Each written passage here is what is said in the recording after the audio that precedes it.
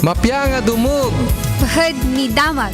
Mabuting Balita, 1143 DZMR Missions Radio.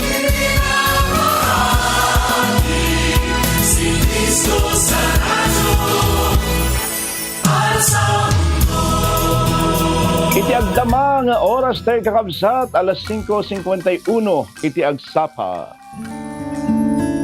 Ito ang Tiagsapa Anapnuan Tinamnama.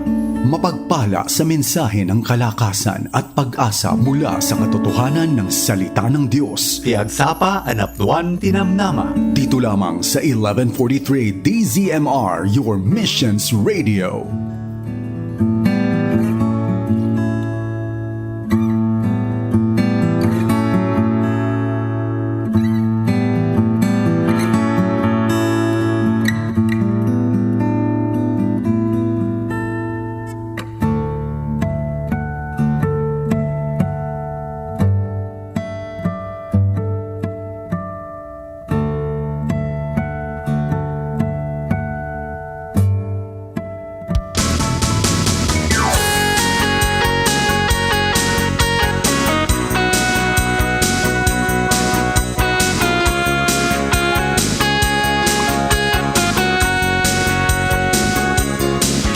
Anyan nga rat, naimbag agsapa kakabsat, iti Miyerkules may kasangapulo ket pito, iti mabilang iti bulan, iti Mayo, nasurok nga nagudwata yung manin iti dati nga bulan.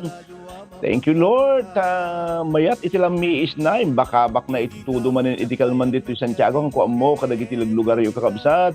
Manyaman iti kasasad, iti panawan, iti lugar yung kakabsat. Agiyaman tayo latta iti Apo, gaputa iti amin nga banag, adda iti purpose ken plano na madaydayaw iti Apo. Makipagpaset man dahito nga programa ti agsapan at man iti namnama manipod Lunes, aging gana iti Biyernes, iti dahito yung stasyon 1143, DZMR Santiago City, tinaragsak magkapkablao, katakay iti Aldaw iti Miyerkules, Lawrence Salazar.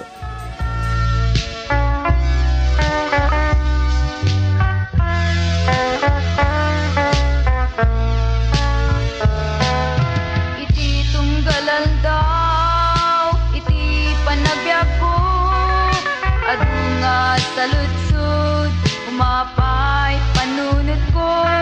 Apay, dumteng, litay, panagtuok, daytoy puso.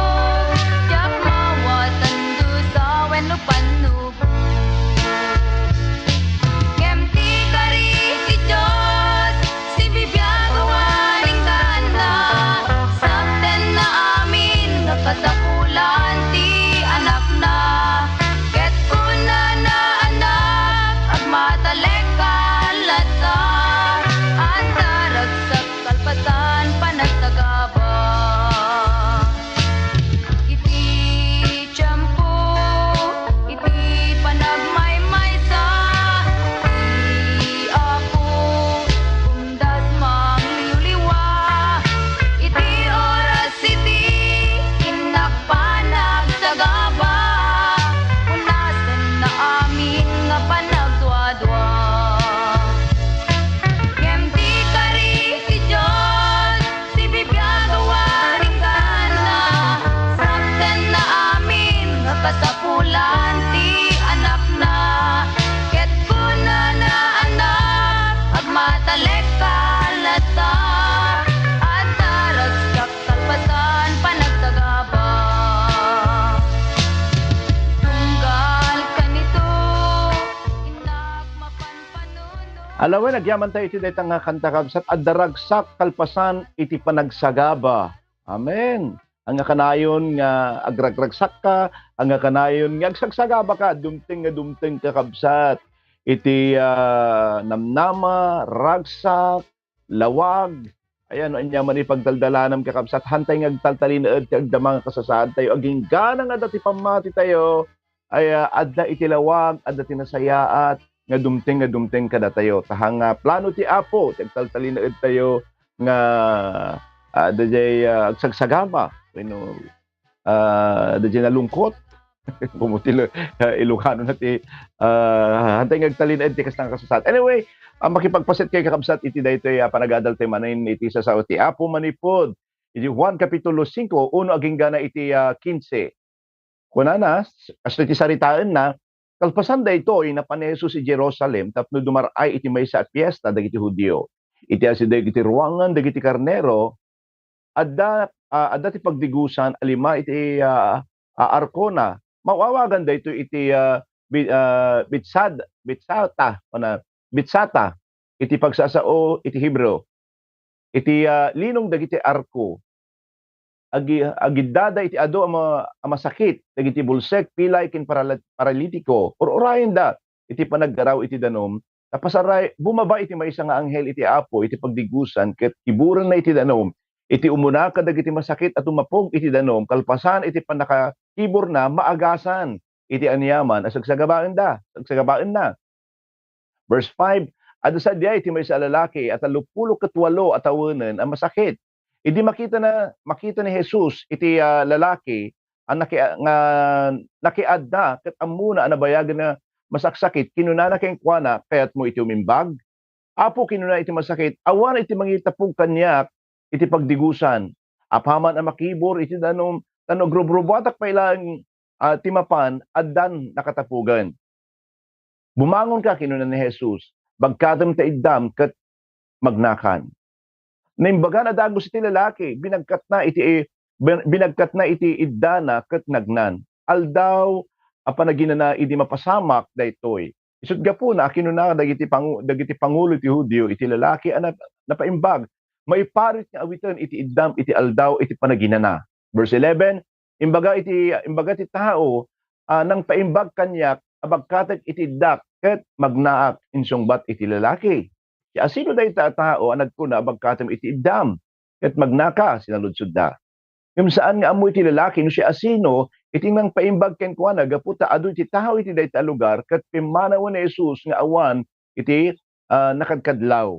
Verse 14, iti saan na nabayag nasarakan ni Jesus iti lalaki iti templo itaem naimbagan kan inunana di ka agbasulan ang mga no addanto dakdakas ang mapasamak ken ka.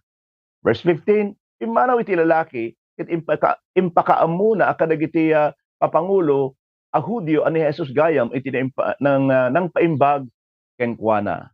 Madaydayaw iti Apo kadagiti sasaunang intebinasa iti nga ganito agyaman kami Apo ti naindaklan nga sasaom nga impay mo manen iti dayti nga aldaw. Well, kabsat padasem man nga padasem nga kitahan ti aglawlaw mo dita environment mo. Kitahan man di kita lumablabas dita pagkaingam. Malamang nga makikita kita taong na duma-duma. Aya, mabaling makakita ka iti naidumduma, napipintas, iti kawus na wenno naduma-duma da nga mapandital-talon mabaling dati agkulkuliglig dita sangwanam nakarubwat nga estudyante nga mapan kadagiti pagadalan da. Yeah, makikita wenno makitkitam digita tao nga talagang addaan iti pakarigatan ket agbirbirok da iti liwliwa. Mariribukan nga tattao. Mabaling mga kasati makitkitam kay kabsat mariribukan nga tattao ket agkasapulan da iti kapya. Mabalimbat nga makakitkita ka iti tattao nga agbirbirok iti pannakaagas. Saan lang kakabsat nga iti aglawlaw tayo? Iti pakakitaan tayo kakabsat. Adu dagiti mapmapan iti simbaan wenno kapilya nga nakakausda piman iti na nakapinpintas nga bado. Ken kanayon nga nakaisem into alaman nuam naka-smile da. Ngem no kitahen tayo nga nalaeng dagiti tugtugaw daket napnugayam kakabsat. Iti madagdag sinan. Mabaling nga malmalday da, mapupay da. Aya mabanbanlugan da. Aya addadaamin iti aglawlaw tayo ken uri iti uneg iti iglesia tayo adda dagitoy. Nga magyaman tayo kakabsat iti imbitasyon. Kaya nain kong saritaan dito nga programa, di Matthew 11:28, no umay kayo kanyak na kayo, amin ang bandog. Ket madagdag sinan, ket paginanain kayo, tanan anay iti sangol, itit ko kada kayo, ket dalagan iti awit, ipabaklay ko kada kayo. Sa namot kahit nga sa uwan kakabsat, nga impaayan na, nga ipaayan na nga dagos iti bangar, iti anyamang niladagsan, nga adda kada tayo, ito no addaan tayo iti pamati. Tani Jesus mutlaan kakabsat, iti nagkuna, sumangot tayo iti adu nga riribok ti lubong. Ngem inkari namet nga adda isu nga kang kanayon nga tumulong kada tayo no agtalag tayo ken kuana. Aya, adda dagiti tiempo kabsat nga insigida nga maipayan iti sungbat dagiti parikot tayo. Adda met dagiti Siyempong ipayan na tayo iti bilag tapno ti kasta, kabailan tayo iti rigat, kasumangot tayo iti parikot, aging gana mapagbalagyan tayo, dagitoy nga sangsangon tayo kakabsat nga problema, wenno parikot. Adda dagiti nga gradual nga sumbatan ni Apo Dios, adda met dagiti instant. Wala da nga masungbatan amin dagiti kakabsat. Nga makita tayo kabsat iti kapitulo 5 bersikulo 1, aging gana iti 15 binasa tayo nga libro iti Juan, mabasa tayo dito iti nakakaskas daaw kakabsat nga pannakabalin ni Jesus. May isa nga lalaki nga addaan iti sakit iti lasod iti 38 nga tawen. Pabaling nga dadagsen iti pamilya da isuna. Wenno burden iti ayon ti pamilyada. Mabaling nga nababa iti panangkita na iti bagbagi na gapu ti kasasaad na. Ngem naasin ni Jesus ken kuana ket inagasan na isuna. Well, adalin tayo man no kasatno nga naawat daytoy nga lalaki iti pannakaagas na wenno panakaawat na, panangalan na. Dadjay tartari gagayan na. Aman sa bali iti pannakaagas na kakabsat. Kaya kitain tayo man iti verse 6. Wala na, idi makita ni Jesus iti lalaki ang nakaidda, ket amuna anabayagan ang masaksakit, kinunana kayong kuana, kahit mo tinaimbag, o kahit mo ti umimbag. Apay nga masapol pailaan nga damagan ni Jesus, no kayat na iti maagasan. Imamom ka di kabsat, kaday tayo kung kuna tayo nga apag iso nga saludsod. Valid question data. Iti dinamag ni Jesus iti daytoy ibagbaga na nga adda iti gayem wenno gagayem mo nga nangiyumay ken kaditoy. Ket mabalin nga iti nabayag nga tawtawan na addaan kan ti adu nga gagayem gapo iti kanayon nga iyumay mo ditoy. No agasan ka agbaliw nga mamimpinsan iti taray iti panagbiag mo. Ya maadaan ka iti trabaho ket agbiag ka nga idumduma. Well, nakasagana ka kadin. Iti gasta nga panagbalbaliw. Kahit mo ka diti maagasan. Kung ti Apo iti dayta nga lalaki. Well, mabalin mo't. Ay ating nga dumdumngag. Nga dayta mo ti saludsod. Nga mabalin nga sumbatam iti dayta nga gundaway kakabsat. Anya ti kayat mo. Anya iti masapul mo. Kahit mo ka diti maagasan. Kabsat ti umuna nga wagas tapno magulod mo iti kayat mo. Masapul nga ammom no anya iti kayat mo. Hanggang din no dumakat nakaduti kayat tayo. Nakadado ti kayat tayo no anya nga talaga di first priority tayo. Ano daduma kayat tayo ti kastoy kayat tayo kasi sunod daduma mo anya nga talaga ti priority nga dati anak ko tapno iso ti mosungbatan. Kasi iso nga masapol ammom no anya nga talaga iti kayat mo. Maagasan ka, mawayawayaan ka, maipaid itoy. At makipagkunakin ka ni Apostol Pablo, kabaila kasarangten iti anyaman na nga banag babaan iti pannakabalin nga inted kanyak ni Kristo. Anya pa kakabsat, adda iti pamati dagiti tattao iti nga lugar nga makaagas iti danom iti Bethesda. Isu nga urayan da iti panaggaraw iti danom, pasaray bumaba iti maysa nga anghel iti Apo iti pagdigusan ket tiburon na iti danom. Iti umuna kadagiti masakit at tumapog iti danom, kalpasan iti pannakakibor na maagasan iti anyaman nga sagsagabaen na. Isu nga iti dinamag na ni Jesus no kayat iti maagasan insungbat iti lalaki Apo awan iti mangitapog kanya aya iti pagdigusan apaman nga makibor kunana iti danom ano agrurubatak pailaan addan iti nakatapog kunana aya addan ti tao di isu nga hangko nga kabailan hangko nga kaya agreklamo isu naket kanayon nga kastoy iti lasod iti 30 ket katawan nga panagsagsagaba na. Wala na dumakabsat naglaka nga pabasulan tayo iti sa bali kadag iti parikot tayo. Ura idi, daytan iti usarin ti taong mga palusot saan kaday. Idi nga dinamag iti Dios ni Adan no apay nga nagsukir da insungbat ni Adan gapoy iti dayta nga babae nga nangsulisog kanyat.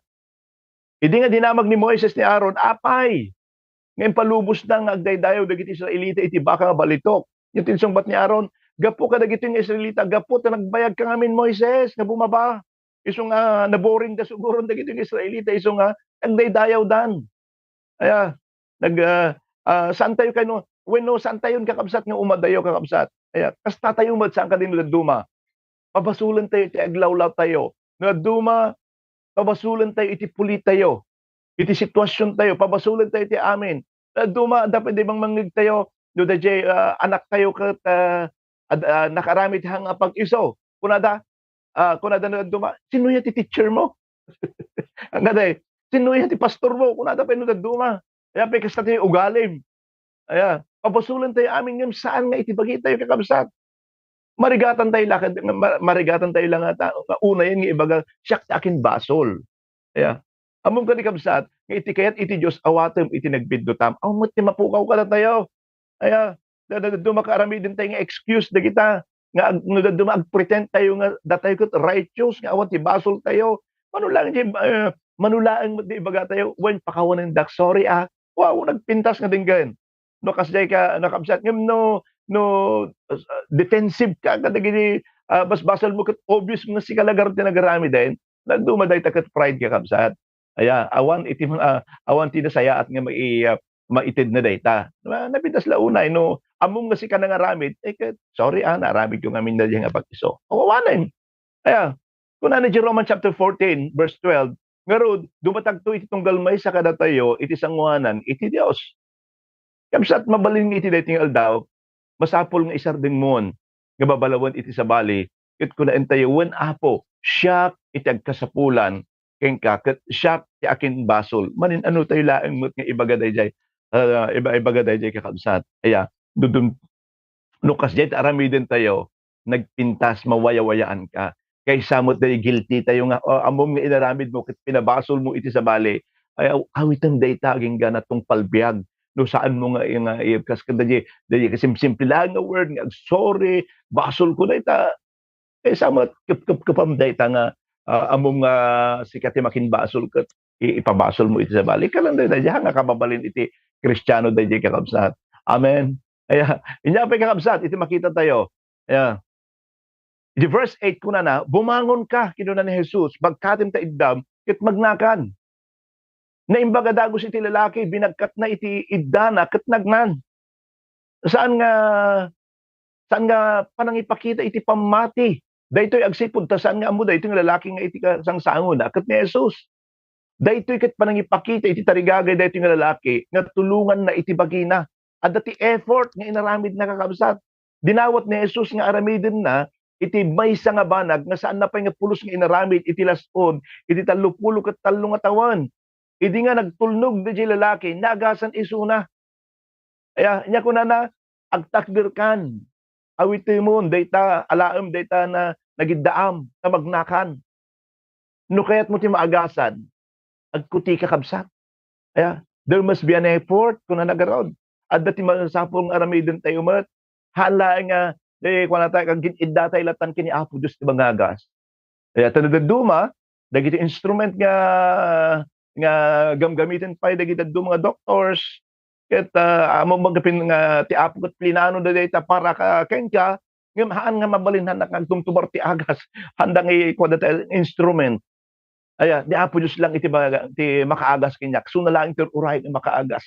Tanadaduma kakabsat ka adda dagiti kasjay hangkad handa nga kayat basta ni Apo Dios lang iti dagitoy agas kakabsat dagitoy instrument aya dagiti ket binendisyonan mo ti Apong instrument tapno ti kasta maagasan tayo adda mo ti effort nga aramiden tayo amot nga mabalin nga no agsakit ka ket nakatugaw ka latak agasan na ti adda ti aramiden mo ta adda mo ti banag nga aramiden tapno ti kasta maagasam kas parigan aya masapul mo ag exercise adda ti high blood mo lagar saksakit mo masapul mo ag effort ka kasi dahil kakabsat, haan nga one-sided lang kasi na dayto yung nga tao nga adati inaramid na.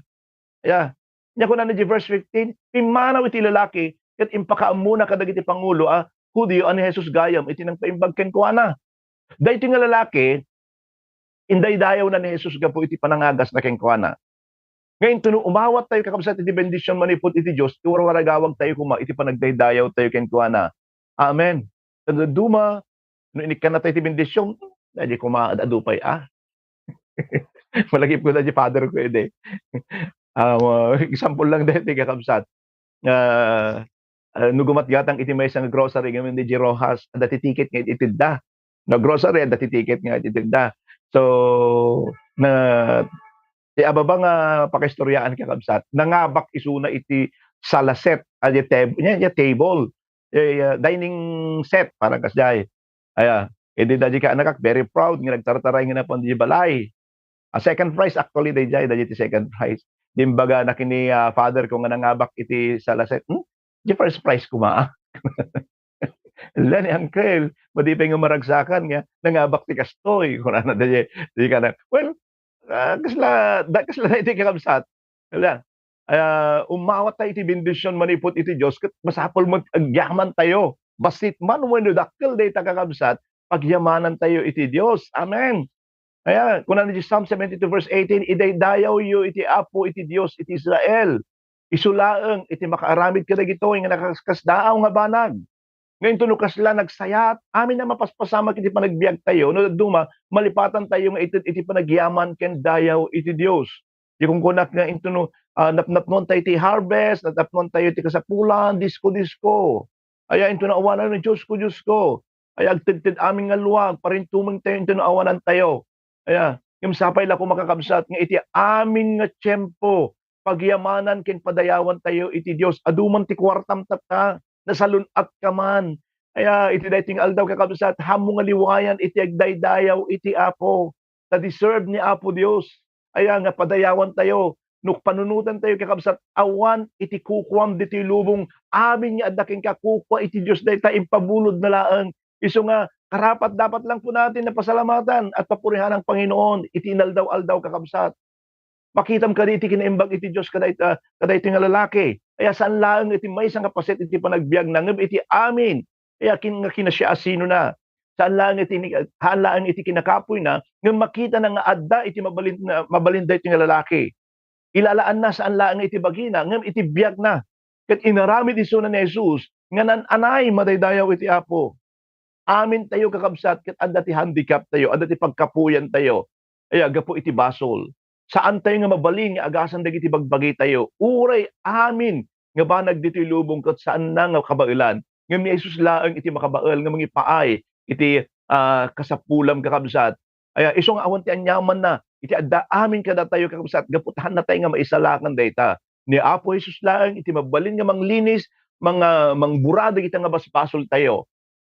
Ay mangwaya-waya manipod kadagita nakadalitan tayo kakabsat nakabaludan tayo nga basbasol kakabsat. Well, anya iti kayad mo. Kayat mo kaditi maagasan ay iti kadumdumneg iti dayting aldaw. Kayat mo iti talna. Kayat mo kakabsat iti panakawaya-waya. Well, kayat mo iti panakaina na, wenno ina na. Kayat mo iti ayat. Kayat mo iti panakabangar.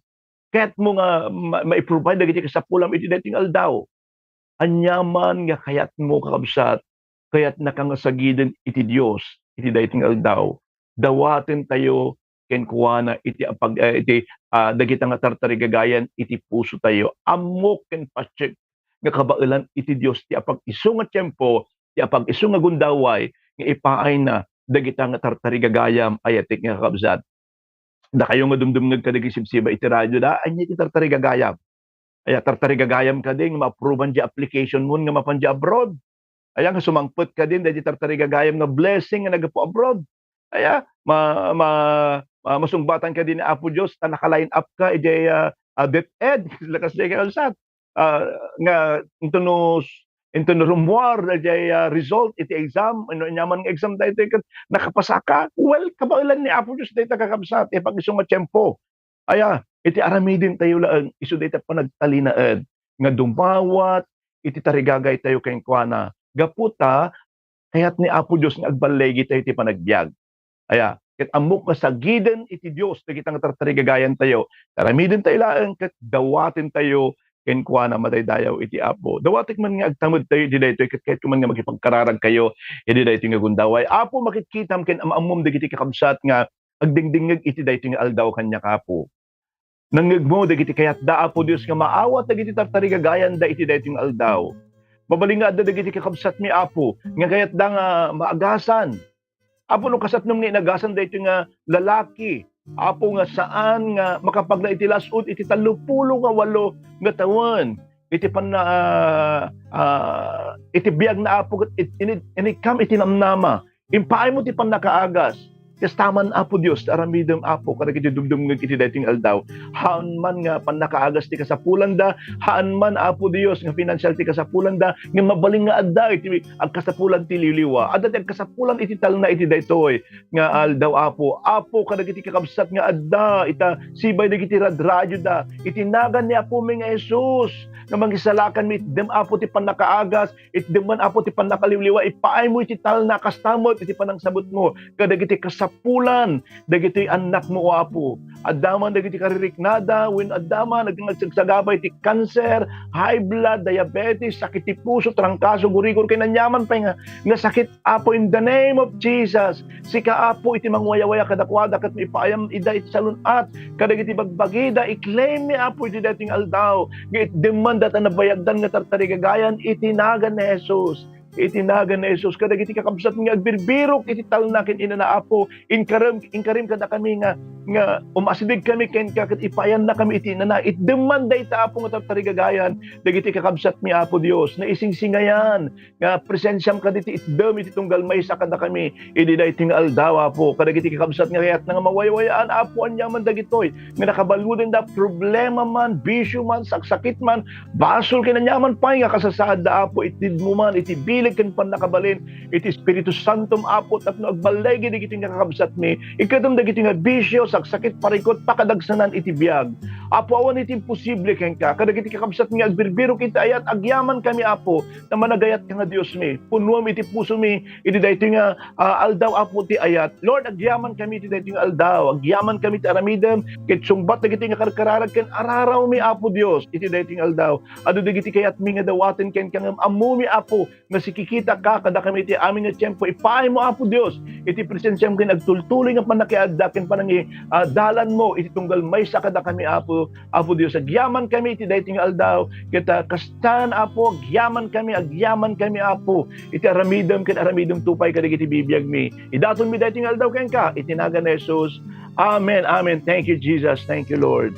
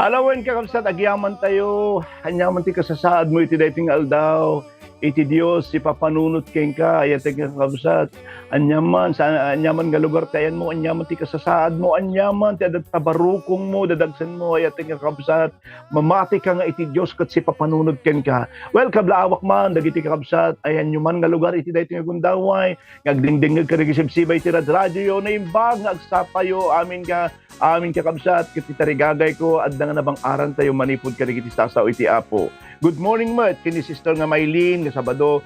Good morning Pastor to everyone. God bless us all. Kuna oripay kini Sister nga Gemma Basug. Blessed morning everyone. Ni Sister nga Jinky nga Rakal. Good morning Pastor and everyone. God bless. Kini Sister nga Teresita Malagayo. Blessed morning po Pastor Lawrence and family and everyone. God bless us all. Lunay dalayta na imbang agsapa kakabsat kastamot ken met ken Pastor. Kuno na Sister Meryl Sumera, blessed morning Pastor, and all of you. Sister Jennifer Caro, good morning Pastor, family circle, and all listener in Christ. Sister Elvira Apangan, blessed morning Pastor. Sa lahat, Pastor Junimel Hipol, good morning, get well soon. Kinilulong Milio. Aya, at lalaingan tagbantay Pastor.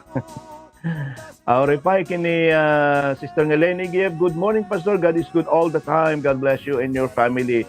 Sir Melody Tenorio, naimbag sa Milbert Agkawili, naimbag Bigat mo, Pastor Lawrence. Amen. Watching from Rizal Gamu, Agyamanak Pastor. Kuna na. Good morning, Pastor. On Pastora Joy and aming pamilya. Praise God and thank you, Lord, all the time. Kuna ni Uncle nga Willie nga Nueva. Sir Antia Aquino, God bless everyone. Kinini Nina nga Lydia nga Galang. Good morning po, Pastor. At lahat na nakikinig sa programang ito. Loridela Baroga, amen. Kuna na, blessed morning po sa ating lahat. Maribel Caliaga, good morning, Pastor and family. God is so good. God bless us all. Happy working day ahead. Kunan si Meron Sumera, good morning. Kini Pastora Marcelita Magno, amen. Madayaw iti Apo. God bless you, Pastor. God bless you, Pastor and family, and to all listener. Rose Abad, blessed morning, Pastor, watching from Ilagan City. Uy, sa Ilagan, next week, Sunday, kakabsat na pang kami dito, Ilagan. Ayan, dati iba ayan da Pastor nga Virgilin mapang kami dito kabsat. Mabaling nga kikita tayo, go. Alexander, kinikunpadring Alexander Ritwa, blessed morning, Pastor and Pastora Joy and family, and to all the wonderful people of God listening and watching. Micah Mendoza, amen. Mary Joyce Liwanon, good morning po, Pastor. Thank you for the word of encouragement. God bless you. Pilamar de Jesus, good morning. Sister Leia Caballero, blessed morning, Pastor Lawrence and family. Army Villanueva, blessed morning po, Pastor. Micah Jonadel, Gato Mendoza, adabilag iti aming banag nung lakit dawatin tayo iti pan nakabalin ni Apo. Kaya maagasan tayo. Amen. Amen. Kuna namat kini Pastora Teresa Martinez, Pastor Edgar Martinez, amen and amen. Joanne Lingoy, amen. Madayaw iti Apo. Kini Madam Shirley Dumon, Healthy Wednesday, Pastor Lawrence, and to all listeners. Thank you, Lord, for everything. Praise God. God bless you. God bless you, Pastor. Kuna na, thank you, ma'am. Oripay kini Sister nga Teresita Malaguya, amen. Merin Utsumera, praise the Lord. Ruth Cuenca, good morning. God bless. Lorna Pakleb, good morning. Mang Rubilindaro Agustin, good morning. Pastor Johnny de la Cruz, amen. Thank you, Lord, for the message. Good morning and God bless. Amin kakabsat dita nga nakatune in dita Damsay Troas Isabela. Good morning kada kayo amin kakabsat. Kini Pastor Edgar Martinez. Thank you, Lord. Yes, Lord. Amen and amen. Amen. Sister Leia Caballero, in Jesus' name. Amen. Thank you, Lord. Joy Alejandro, praise God, Pastor, for the encouragement word. Elvira Pangan, good morning, Merin Utsumera. Amen and amen. Thank you, Pastor. God bless you more, including your family. Kay kini Pastora nga Teresita Martinez, amen and amen. Thank you, Lord. Lizelle Calibuso, amen. Richard Tapat, kini Violeta Tumanang Inigo, good morning. Kin kada kayo amin kakabsat nga adda kalagi sibsibay iti radyo da. Cheng Ann Andres, amen. Good morning po. Kuna na kada kayo amin nga agbuyan tupay dito live streaming na imbag na ragsak nga aldaw kakabsat iti Miyerkules at kikita tayong tumanan iti nubigat tikas timat lang nga oras kaya niti daytoy ay ayatan tayo istasyon 1143 DZMR. God bless everyone. Lawrence Salazar na imbag aldaw iti Miyerkules. Argentina nama dagit isa sa iti Apo undasan nga balon iti agmalen.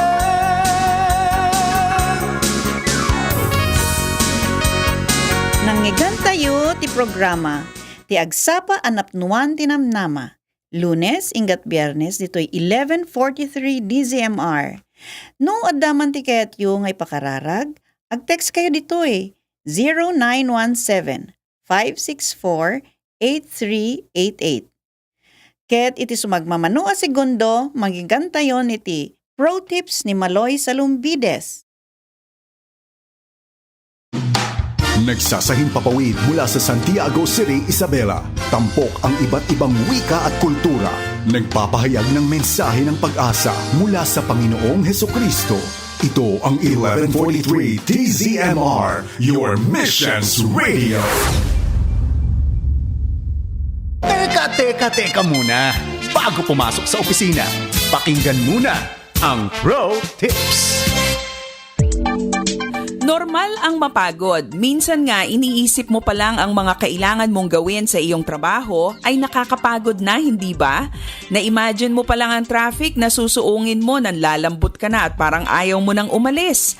Talagang dumarating ang kapaguran sa ating katawan. Kahit pa ikaw na siguro ang pinaka-energetic na tao dyan sa inyong kumpanya.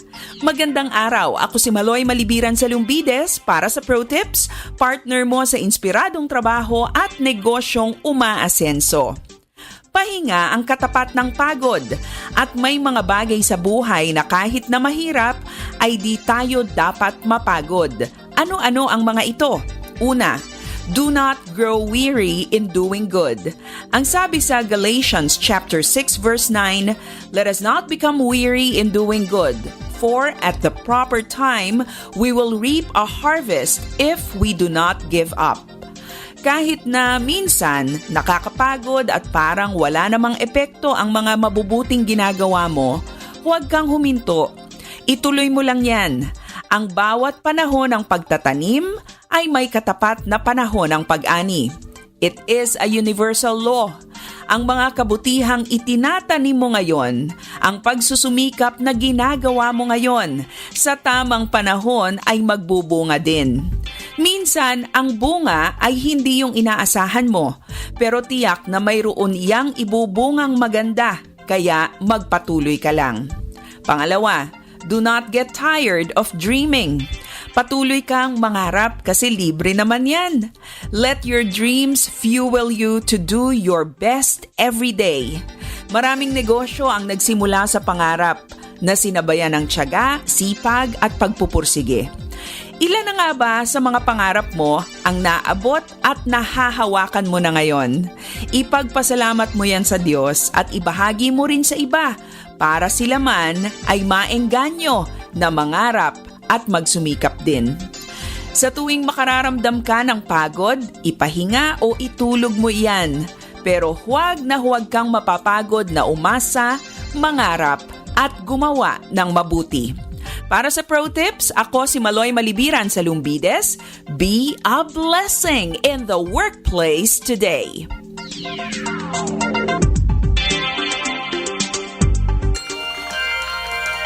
It's a beautiful morning.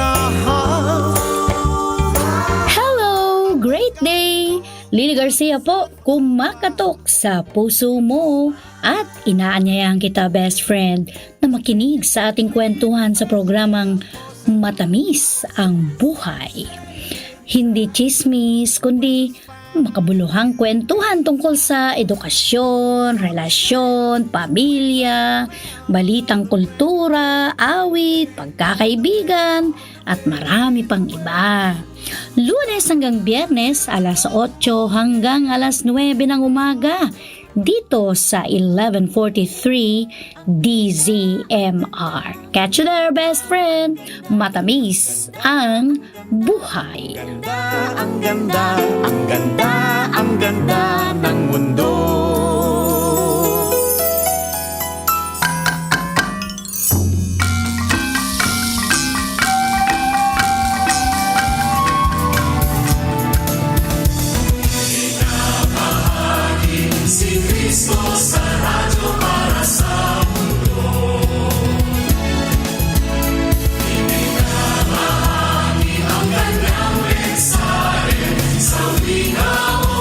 Naimbaga damag, Mapyanga dumog. Bahad ni Damag. Mabuting Balita, 1143 DZMR Missions Radio.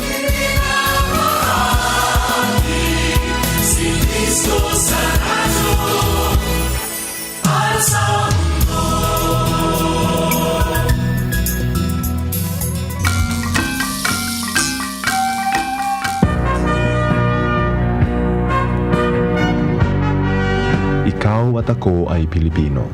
Magkakampi at magkasama, hindi magkalaban. Ito ang ating pahalagahan at bigyan ng pansin, hindi ang mga kahinaan at pagkukulang ng isa't isa. Ikaw at ako ay Pilipino. Magkapanalig.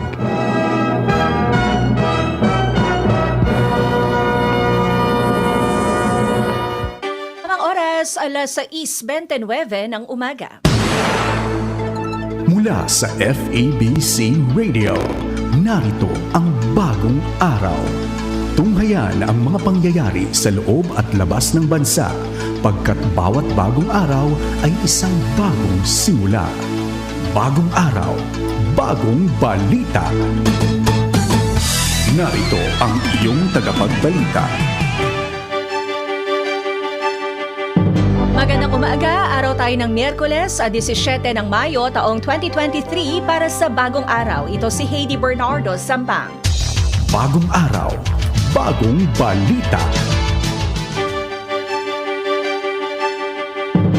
Pangunahin sa mga balita ngayon, Department of Agriculture pinag-aaralang magpataw ng SRP sa sibuyas. Operasyon ng NGCP na imbestigahan ng Senado. At mandatory face mask use ibinalik sa Baguio City. At ngayon sa detalye ng mga balita. Bagong araw, pangunahing balita. Posibleng patawan ng Department of Agriculture ng Suggested Retail Price o SRP ang sibuyas. Ayon kay Agriculture Assistant Secretary Christine Evangelista, ito ay para maiwasan ang overpricing sa nasabing produkto. Anya, dapat hanggang 150 pesos lamang ang pinakamahal na presyo ng kada kilo ng sibuyas na mabibili sa mga pamilihan ngayon. Batay sa price monitoring ng DA, ang bentahan ngayon sa mga palengke sa Metro Manila ng lokal na pula at puting sibuyas ay 150 hanggang 200 pesos per kilo. Hindi naman umano available ang imported na sibuyas. Kung matatandaan, nasa 80 pesos lang ang presyo ng kada kilo ng pulang sibuyas, habang 70 pesos naman ang imported onions sa parehong panahon noong isang taon. Samantala, kinokonsidera rin ng DA sa pagpapasya kung papatawan ng SRP ang sibuyas sa posibilidad ng hoarding sa nasabing produkto. Bagong araw, pangunahing balita.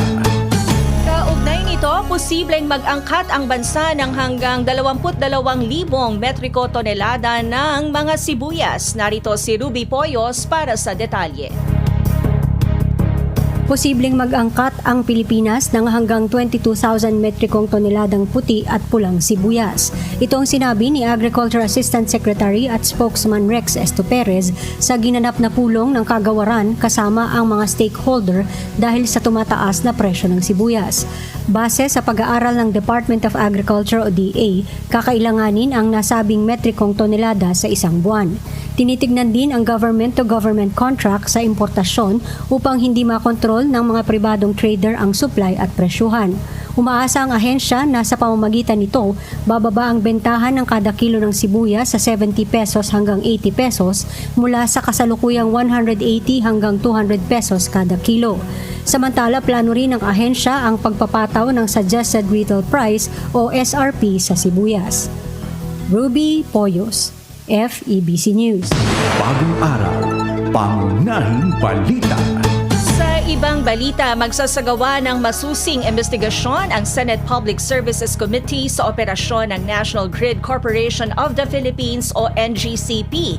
Ito ay makaraang ipanukala ni Senador J.V. Ejercito na tapusin na ang papel ng China sa power transmission business ng Pilipinas. Ayon kay Committee Chair Senator Grace Poe, kailangang silipin ng Senado ang usapin dahil mahalaga ito para sa mga Pilipino. Anya, kailangang malaman kung may paglabag sa nilagdaang prangkisa.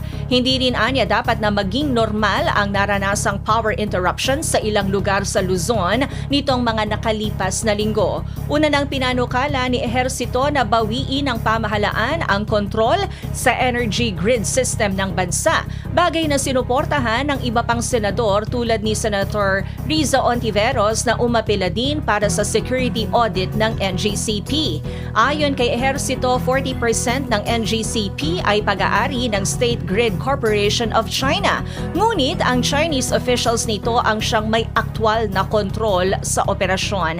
Ang 60% share naman ng transmission operator ay pagmamay-ari ng grupo ng Filipino businessmen sa pangunguna ni Henry C. Jr. at Robert Cuivito Jr. Bagong araw, balitang bayan. Ibinalik ng Baguio City ang mandatory na pagsusuot ng face mask upang agapan ang pagdami ng mga kaso ng COVID sa syudad. Ayon kay Baguio Mayor Benjamin Magalong, ito ay sa harap ng naitatala nila na 13 hanggang 14 na kaso ng impeksyon kada araw. Nananatili namang mababa sa 15% ang hospital utilization dahil karamihan sa mga kaso ay mild lamang. Sa video na nilabas sa social media page ng Baguio City Public Information Office, sinabi ni Magalong na ipatutupad muli ang face mask policy sa loob ng City Hall at iba pang tanggapan ng pamahalaan. Kasabay nito, hinimok ng alkalde ang mga leader ng simbahan na ibalik ang mask mandate. Nakatakda pa lamang ilabas ang executive order para dito. Batay sa pagtaya, patuloy umanong tataas ang mga kaso sa lungsod sa susunod na 3 hanggang 4 na linggo na pinaniniwalaang dahil sa Arcturus variant. Bagong araw, balitang kalakalan. Posibleng bigyan ng tax break sa unang bahagi ng 2024 ang mga electric vehicles kasama ang e-motorcycles. Ayon sa Department of Trade and Industry, malapit nang matapos ang review para sa executive order na naglalaman ng nasabing insentibo. Sinabi ni DTI Secretary Alfredo Pascual na una silang nagpasa sa tanggapan ng Pangulo ng version ng EO kung saan kasali ang e-motorcycle sa planong tax incentives. Ito'y alinsunod umano sa electrification of transport ng administrasyon dahil isusulong nito ang cleaner at greener transportation. Bagong araw, balitang kalakalan. Buwan ng pagbabayad ng value-added tax pinapayagan na ng BIR. Nagbabalik si Ruby Poyos para sa ulat. Pinahihintulutan na ng Bureau of Internal Revenue o BIR ang pagbabayad ng mga negosyong nakarehistro na magsumite ng value-added tax o VAT kada buwan. Base ito sa statement ni BIR Commissioner Romeo Lumage Jr. matapos ang paglabas ng Revenue Memorandum Circular No. 52-2023. Sinabi niya maaaring magbayad ang taxpayers ng VAT kada buwan ng walang multa. Wala ring multa sa mga nagnanais na magsumite nito o lumipat sa kada quarter mula sa monthly sa pagbabayad nito. Ruby Poyos, FEBC News. Bagong araw, ulat, panahon. Apektado ng southwesterly wind flow ang western section ng Luzon. Frontal system ang umiiral sa extreme northern Luzon. Ang Batanes at Babuyan Islands ay maulap na may mga pag-ulan dala ng frontal system.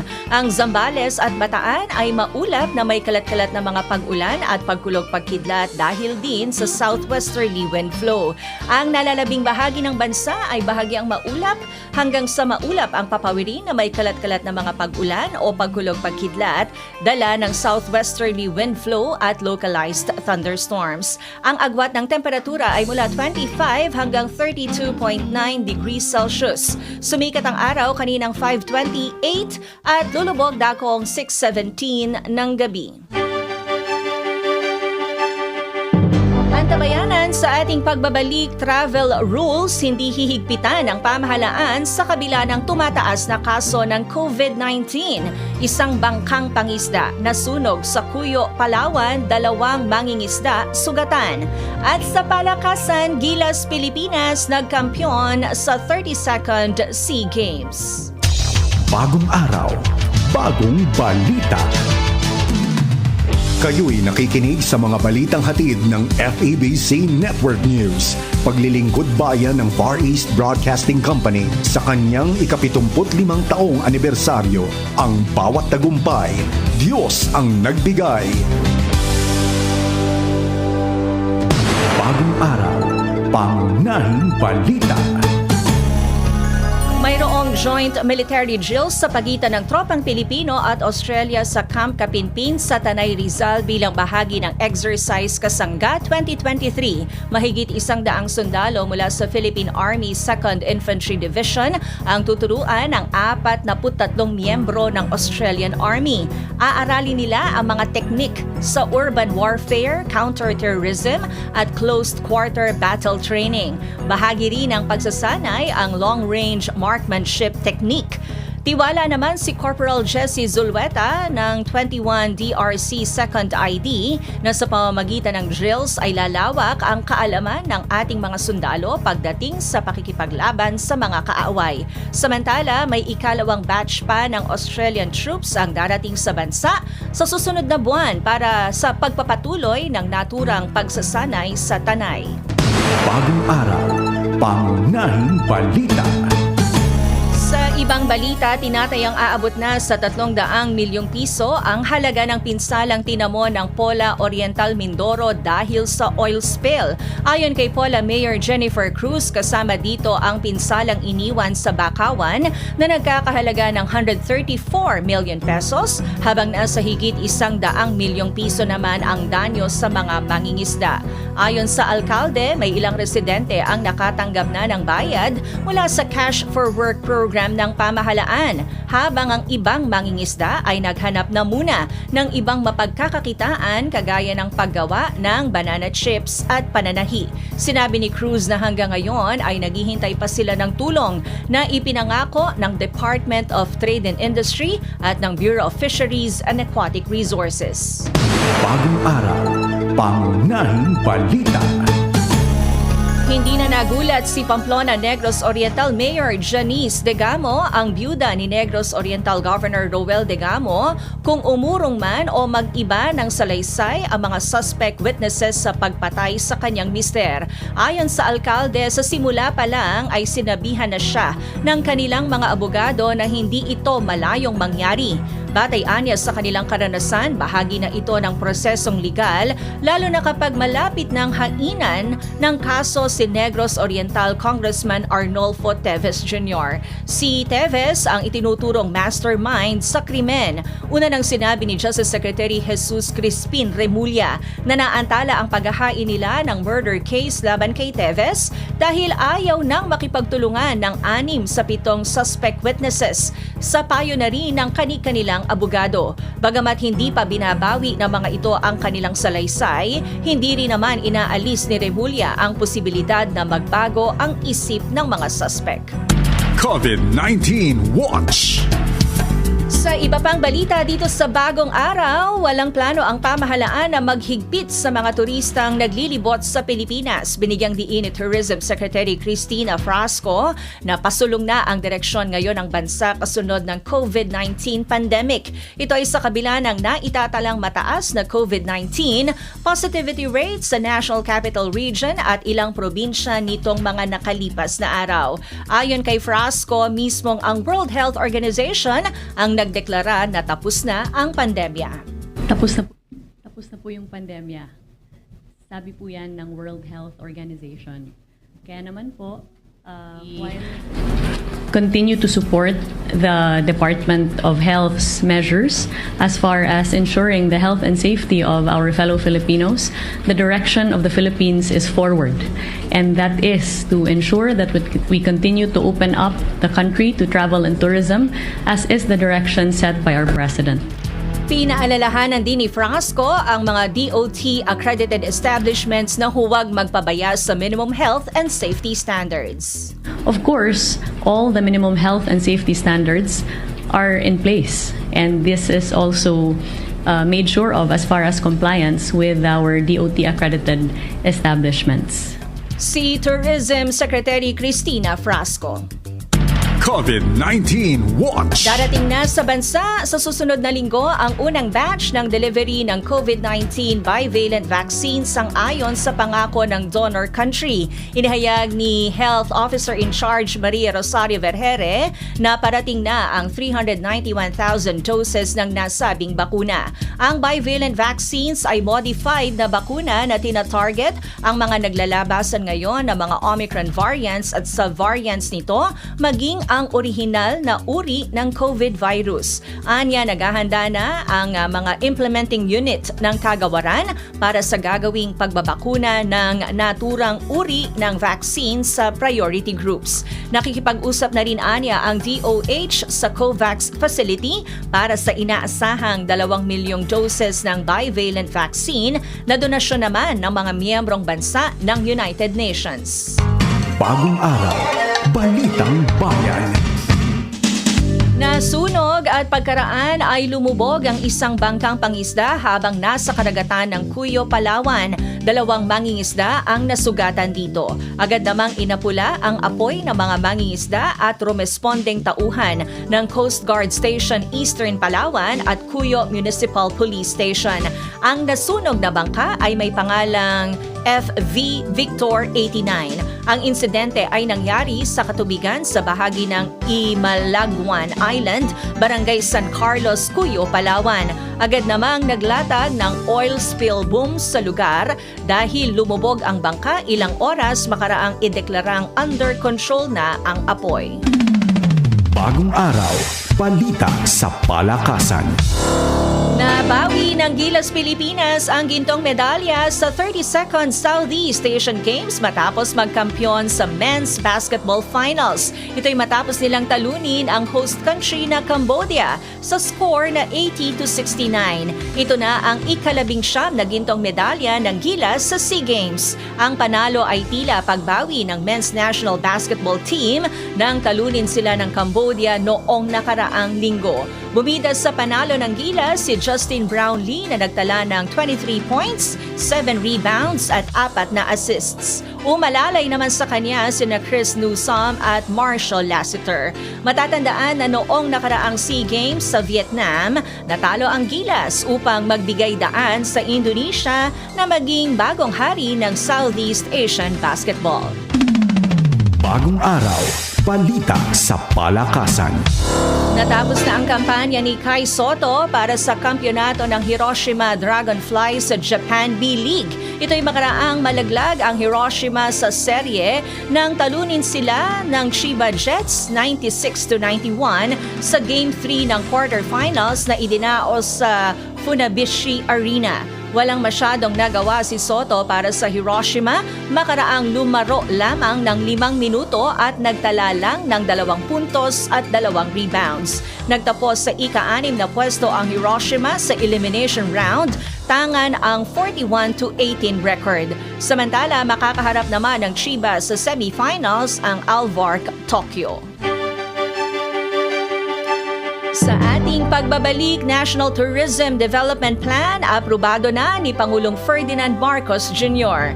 4 sugatan, 30 pamilya lumikas sa pagbaha at pagguho ng lupa sa Coronadal City. At sa Ibayong Dagat, 6 na sawi sa sunog sa isang hostel sa New Zealand. Bagong araw, bagong balita. Kayo'y nakikinig sa mga balitang hatid ng FEBC Network News. Paglilingkod bayan ng Far East Broadcasting Company sa kanyang ika-75 taong anibersaryo. Ang bawat tagumpay, Diyos ang nagbigay. Bagong araw, pangunahing balita. Higit 138 billion pesos na pondo inilaan ng pamahalaan para sa higher education programs. Narito ang ulat ni Joy Kakatsan. Inanunsyo ng Department of Budget and Management o DBM na naglaan ng pamahalaan ng 138.77 billion pesos na pondo para sa higher education programs. Kabilang narito ang subsidiya at free tuition fee para sa state universities and colleges sa ilalim ng 2023 General Appropriations Act. Nakasaad sa statement ng DBM na hinati ang nasabing halaga kung saan 107 billion pesos para sa state universities and colleges habang 31 billion pesos naman para sa Commission on Higher Education o CHED. Bahagi rin ng budget para sa SUCs ang pondong gagamitin para sa Universal Access to Quality Tertiary Education Program na 45 billion pesos. Mayroong din pondo para sa Student Financial Assistance Program at Medical Scholarship and Return Service Program. Joy Kakatsan, FEBC News. Bagong araw, pangunahing balita. Aprobado na ni Pangulong Ferdinand Marcos Jr. ang National Tourism Development Plan 2023 to 2028 na layong gawing tourism powerhouse ang Pilipinas. Ang anunsyo ay ginawa ni Tourism Secretary Cristina Frasco at sinabi na ang NTDP ay magiging blueprint ng development framework para sa industriya ng turismo. Anya, ito ay nabuo matapos ang konsultasyon sa stakeholders sa buong bansa at para bigyan ng kabuhayan ang ating mga kababayan. The NTDP lays down the 7 objectives of the Department of Tourism that focuses on the essential pillars of development, which, in our view, would be able to give the Philippines a fighting chance at becoming a tourism powerhouse. Ayon pa kay Frasco, kabilang sa nakapaloob sa NTDP ay pag-develop ng mga infrastruktura, connectivity, digitalization at pagpapaganda ng overall tourism experience sa bansa. Anya, ilulunsad na rin ng DOT sa mga susunod na linggo ang bagong tourism slogan ng Pilipinas na magtatampok sa puso at kalooban ng mga Pilipino. Samantala, target naman ang Department of Information and Communications Technology na bigyan ng libreng Wi-Fi connection ang 74 na pangunahing travel destinations sa bansa, kagaya ng Baguio, Palawan, Boracay at Cebu. To ensure that our tourists will have a complete experience in the tourism areas. As we all very well know, many of the tourists now are also vloggers. They vlog about their experience while they are there experiencing enjoying the tourism sites. So it's critical that we provide them with the internet connectivity. Si DICT Secretary Ivan John Uy. Bagong araw, Balitang Bayan. Nagdulot ng flash floods at mga pagbaha ang matinding buhos ng ulan sa ilang komunidad sa Coronadal City. Napilitang lumikas sa mas ligtas na lugar ang ilang residente Lunes ng gabi. Hindi bababa sa 4 ang nasaktan habang higit 150 katao katumbas ng 30 pamilya ang sumilong sa Regional Evacuation Center nang tumama ang flash floods sa Barangay San Jose. Agad namang namigay ng tulong kagaya ng pagkain ang mga taga-barangay para sa mga apektadong pamilya. Nawalan din ng kuryente sa lugar dahil sa mga bumagsak na sanga ng puno sa mga poste ng kuryente. Bagong araw, Balitang Bayan. Sa ibang dako, 2 pulis na nakatalaga sa Mobile Patrol Unit sa Cebu City ang nahaharap sa investigasyon dahil sa pagtulog habang naka-duty noong 1 linggo. Nirelieve na rin sa pwesto ang 2 pulis na hindi muna pinangalanan habang nagpapatuloy ang pagsisiyasat. Ito ay makaraang mag-viral sa social media ang isang video na nagpapakitang sila'y natutulog sa loob ng patrol car habang naka-uniforme. Ayon kay PRO7 spokesman Lieutenant Colonel Gerard Ayres Pelare, nirelieve ang 2 para maging patas ang investigasyon.